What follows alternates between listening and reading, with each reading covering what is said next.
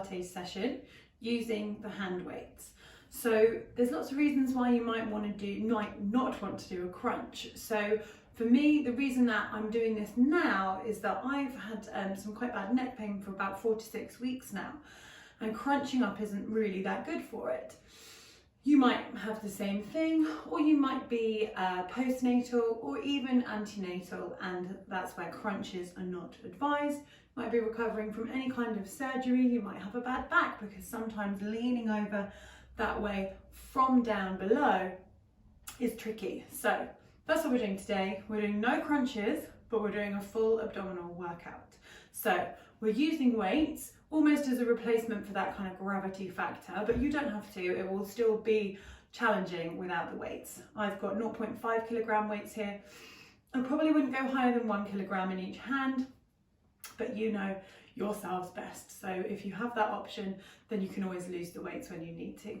All right, we're going to start lying down. So you're going to bring your weights with you and lie in the center of your mat. You're going to have one of your weights either side, just resting lightly.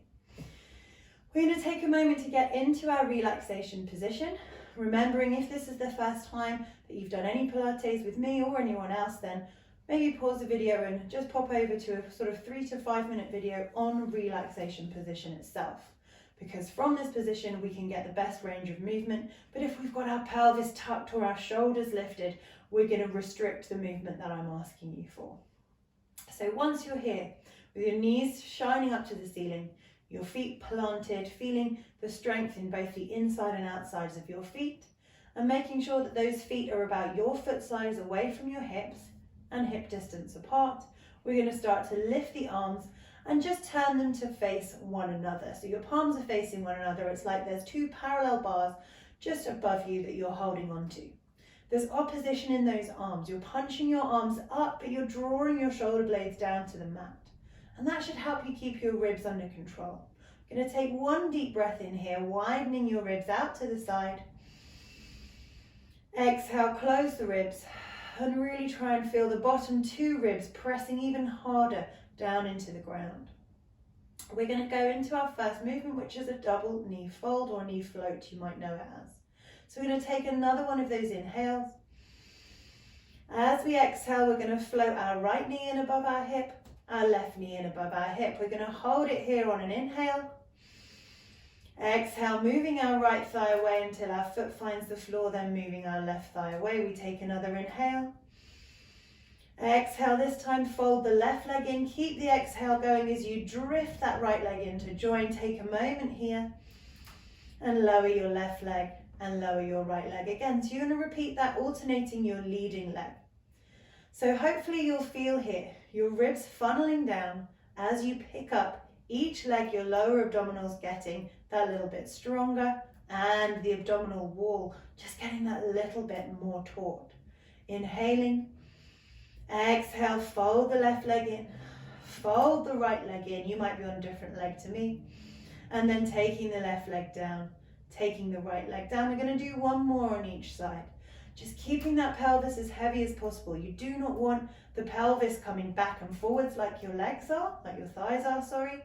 And you don't want the space just beneath you on your lower back to decrease or increase. So as you draw your abdominals in, that fixes your pelvis in place. Good. We lower down one leg, then the other leg. This time we're going to hold the legs in place, breathing in. Exhale, float one leg up, float the other leg up. You're going to connect your toes together, but keep your knees apart. Now you're going to reach your arms back by your ears, feeling those upper abdominals working now, and then reaching your arms up and by your shoulders. Inhale, reach the arms back, feeling the upper abdominals finding the strain. Then inhale and reach it forwards. By strain, I don't mean that it should be too hard, but we should feel them having to work harder the further away our arms get. Our lower abdominals working to just hold these legs in place. Inhaling back. Exhaling to reach those arms forward. This is where any heavier weights are really going to start to feel heavy. Arms can go lower. As you can probably see, I've got a shelf in the way. So as long as your ribs don't pop off, this is our last one. You can take your arms as low as you like, holding here. Now we're going to put both together. Keep those big toes really strongly connected. Take the arms back, take the thighs forward. Maybe the toes find the floor, mine don't. And then we come back up again. So what we don't want to happen is to lose all this center that we've built up. So we're only going as back and as forward as far as we can maintain our rib and our hip position. You can hear in my voice that as we get further away, those abdominals are really working. I'm getting a little shake. Good, so you never want to go to a place where your lower back is doing the work. You always want to be keeping those tucked, that almost tucked feeling in your pelvis, though you're not actually physically tucking. You've got 2 more, guys. Inhaling to open, exhaling to close. Last time, inhaling to open, exhaling, close all the way in, hug your knees in, wrap your hands around the front of your shins, and hopefully you can already feel the fronts of those abdominals working. Take your arms down, extend your legs up to the ceiling, flex your feet, turn them out. You're going to press your calves together, so you're actively pushing your heels up to the ceiling. We're going to take our double toe tap a little bit further by doing a double leg lower. So we're going to lower our legs away, stretching our arms away, pointing our toes and bringing them back up again. My feet might go out of the shot there. Lowering, pressing our shoulders open and pointing and lifting. We're going to do 4 more. Same as with our double toe taps. We only go as low as we can really keep these hips glued on the mat. It's a thigh opening movement only, and we come back up again. 3 more, lowering down. Point that toe, bringing back up again. 2 more. You can always do just 1 leg at a time if you feel you can't keep those lower abdominals controlled. Last time, that lower back stays pressed, your shoulders stay open. We lift up, we bend our knees once again. If you want to, just hug those knees in. Give your lower back that little bit of relaxation it's probably craving now. Last exercise in our supine, our lying down position. Bring your feet back down to the floor. Bring your arms back up with the palms facing one another. We're going to breathe in. Exhale, let's float the left leg up. Let's float the right leg up. And we'll squeeze everything together now, knees and feet. So we're going to do a knee drop and an arm opening. So we're going to start with our left arm. Open the left arm and open the right knee at the same time as if you're going to 12:15 with your knee and 12:45 with your arm. But the bits that are at 12 o'clock, the knee and the arm, are really important. Then we're going to close everything back in. We're starting to work down the sides of our core, our trunk now. You're going to open the left arm. I'm going to bend my elbow just for space. You might have the same issue. Then lift it up and back in again.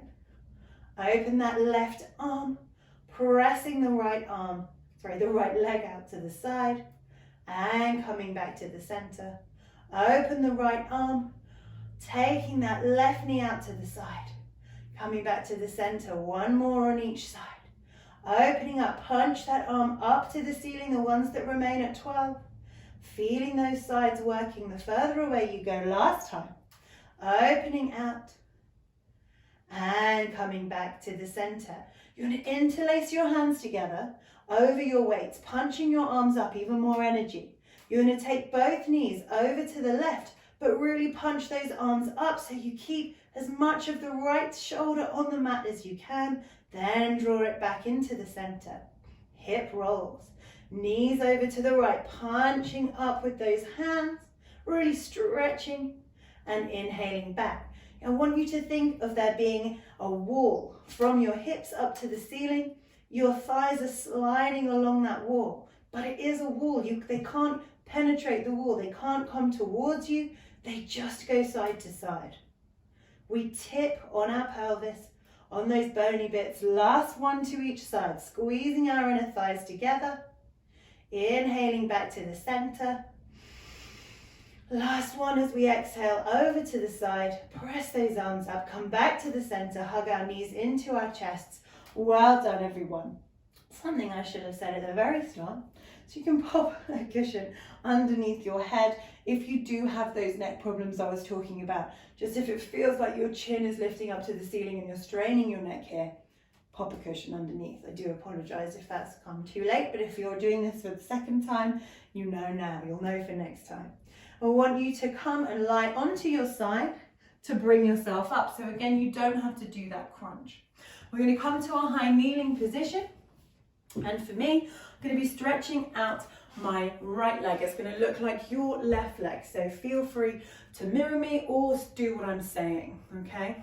We're going to take our hand down to the ground and we're going to be pointing our toe. Again, my toe may go out of shot. Currently not able to use my studio, but I didn't want you to miss out. So we press our underneath hip forward. We're now going to be working those obliques once again. I'm going to reach our arm up to the ceiling. I've got both weights in my hand. You could choose just one, or you could choose absolutely no weights at all. You're going to lift your leg and you're going to lower your hand towards your thighs and then come back up again. So as you lift your leg, you lower your arm towards your thighs and you come back up again. This underneath hip, I can't stress enough, to be pressing forward. So we lower the arm, that is, and lift up. 3 more, lowering the arm and lifting back up. 2 more. So yes, our outer thigh is working, but if you just miss out one of the arm lowers, you're going to place your hands onto the side of your abdominals. You'll feel them working. Good. And then 1 more. Good. Pressing down and hold that leg. Reach your arm overhead. You're going to pull your elbow to your knee. Hold this position for me. Now you're going to think of a right angle from your underneath knee to your top knee. Your ankle bone, the side of your knee, your hip are all in one level position. Your elbow is pulled down close to your thigh. You're going to press away. And we're going to keep doing that. As you do it, as we intensify, you carry on. If that's too much, you can come down to the side and you'll still be doing exactly the same thing, just with a little less intensity. So keep going, pulling in and pressing away. Making sure that if any neck problems do occur, you're looking over to your bottom hand so that you're not straining that neck. 3 more, pressing away.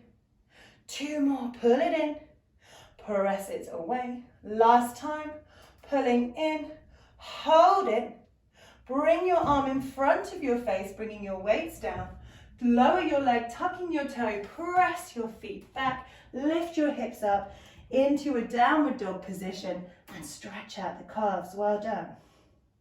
From here, I'm going to go into some abdominals. In a plank position, I'm going to give some modifications. Drop your knees down to start and really set yourself up nicely. So that means we want our shoulders over our wrists, spreading our fingers, insides of our elbows facing one another. I can see my knees are at a slight inward diagonal. I want to take them back underneath my hips. Insides of elbows are really important. Get them to face one another. So hopefully you can see that physical rotation. That means you're going to switch on more muscles to help support you in this plank position. Taking it out of your wrists, which is the most common complaint, shall I say, that I get in any kind of plank position. So we step back, 1 toe, tucking our toes underneath, step back the other leg. If you don't want to, keep that opposite knee down on the ground for me, and you're going to do 4 knees on one leg, 4 on the other. If you're coming to a plank and you're still in that plank now, we're going to alternate. We squeeze our legs together. We pull our right knee up in between those elbows facing one another, stepping it back. Pull the left knee up, and I want you to go at this speed. You might be used to doing mountain climbers for 40 seconds, really super fast. That's great. That's more for your cardio. This way, we're getting the control in our abdominals. So it's a single leg stretch you might do on the mat, but we're doing it in plank so that we don't have to crunch. We're going to have 2 more. Pull the knee in and out. Last time, pull the knee in and lift those hips up to your inverted V position, your downward dog. I'm building the heat now for sure. Breathing in, exhaling. Okay, we're going to go into yet another plank position. So we're going to roll our shoulders up and over. We're going to squeeze our legs together, and we're going to be stepping our right foot out to the side and bringing it back in. Left foot out to the side and back in. If you're doing it on one leg, again, 4 to the right side, back in. 2 more. So we're going left if you're alternating. Good. Well done. We keep it going. Out and in. Good. Out and in. Last 2. Out and in. 1 more. Out. This time you can bring your knees down in between. Sit back to a child's pose, not a downward dog. We did that before. We've got 2 more plank exercises. So hopefully you're not feeling it in your wrist because you're using your abdominals and you're using the muscles underneath. We don't ever want to be pushing down. Don't know if you can see my shoulder blades squeezing together. We always want to be coming away from the wrists rather than down into them. Let's come back to 4-point kneeling. I'm going to go back to those mountain climbers. You know by now, if you're not doing a high plank position, you're doing 1 knee on the floor. You do 4 on one side, switch it over. Step it back, squeezing our legs together, shining our chest forward, and we're going to bring our right knee, twisting our hips across to our left shoulder. Then we take it back. Left knee comes across. Hopefully you can see the twist in the hips, not in the shoulders. So we twist and we return. We twist. You can hear that twist in the mat with my toes. 4 more. Coming back. And 3 more. Again, it's like doing bicycle crunches or crisscross. 2 more. Last time. Across. Step it back. Find your downward dog. We have our last plank position. We're going to be moving our shoulders down. That's a line. We're moving our hands to our shoulders. Again, stabilizing through the opposite side, building our abdominal strength. Take your shoulders forward. Keep your feet wider now. Just going to adjust my top. Keep those feet wider because we want a stronger base of support. If you're putting your knees down, put them down, and you can alternate along with everybody else. You're going to pop your right hand to your left shoulder and bring it down. Left hand is going to come to right shoulder and down. Let's have that sense of lift, not a sense of swinging side to side. Lifting away from the floor. Find something to look at with your head just beyond your hands. We've got 3 more. Coming down. 2 more. Last time, guys. Up. And we can come back to that child's pose position. Sitting back, taking a moment to breathe in. Exhale, I want you to roll your way up through a high kneeling position. Take your arms out and up. Really nice. Remember side kneeling? We need to do it on the other side. So let's find where we've popped our weights. Stretch our leg out, bringing our hand down and reaching our arms up over our shoulders. Oh, it's harder on my left hand to keep them both in. All right, got my fingers stuck. Reaching up. So setting up, hand, knee, foot. We push that hip forward, so we're squeezing the glute. Head is just above our neck, or we look down to our hand, remembering the option to come to your elbow. Lift that leg, bring your weights to your thigh. Lift that leg, bring the weights to the thigh. I'm going to move forward a little, just so I can lift my leg up a bit higher. And press, and lift, and press, and lift. 5 more times. Pressing, and lifting, and pressing, and lifting. We go 3. Good. Last 2. Whew. Last 1. This time leave the arm, lift the leg. So my arm's definitely going to go out of the shot, but you know what's happening this time. We're pulling the knee to the elbow. Check this first one. Ankle in line with knee, in line with hip. That's it. We're at right angles. And we kick out again. Pulling it in for 7. You might feel your glutes working as well as the side body. Remember, you can always put your hand onto that area that we're working to really feel where I mean. Good. And away. 4 more times. pulling it in, pressing away. 3 more, pull in and away. 2 more, pull in and away. It's our last time, guys. Pull in and away. Put the foot down. We've got no more planks coming up. Really nice, guys. What we are going to do is go to a seated position. So popping one side of your hips down, just unfurl and come to a seated position. We're lifting up tall, and just like when we were lying down, we're making sure our knees are hip distance apart and our feet. We're going to find knobbly bits of our bottoms, lift up and punch our arms forward, palms facing one another, shoulders pressed down, crown of the head shooting up to the ceiling as the sit bones press down. We inhale. Exhale, tuck your pelvis underneath, scooping. So I've started, you might not even be able to see it. We're really working from our deep abdominals. We keep rolling until I find that sort of waistband of my leggings. From here, I'm going to open both arms, opening out to the side, but the focus is on my abdominals staying still rather than popping open and closing. Hopefully this is a good way for you to see a J shape at the side of my body. So it's not a V shape, it's that J shape. So we've got this crunch feeling, but with our head and shoulders on top of our ribs. 3 more. Good. And 2 more. And last one, we're going to lift our arms up by our ears now. Lifting. Now the ribs are going to want to pop out. Keep squeezing them. And lowering. 4, 5. So this is what we did lying down, but it feels different, I hope. We've got 3 more. Last 2. Certainly feels harder for me. Last 1. Leave those arms in front. Stretch your legs out. Reach up and over and lengthen, nodding our heads. Breathe in. Exhale. Roll your way up. Pull your legs back in, guys. This time, squeeze your legs together. Okay. As we open our arms, we're going to extend our legs this time. If both legs together is going to be too much and you feel your lower back shifting or your ribs popping, then just do one leg at a time, lighter. So reach your arms forward, squeeze your legs together. Breathe in. Exhale, punch those arms forward as we start that abdominal roll back. Finding those waistbands, drawing our toes in.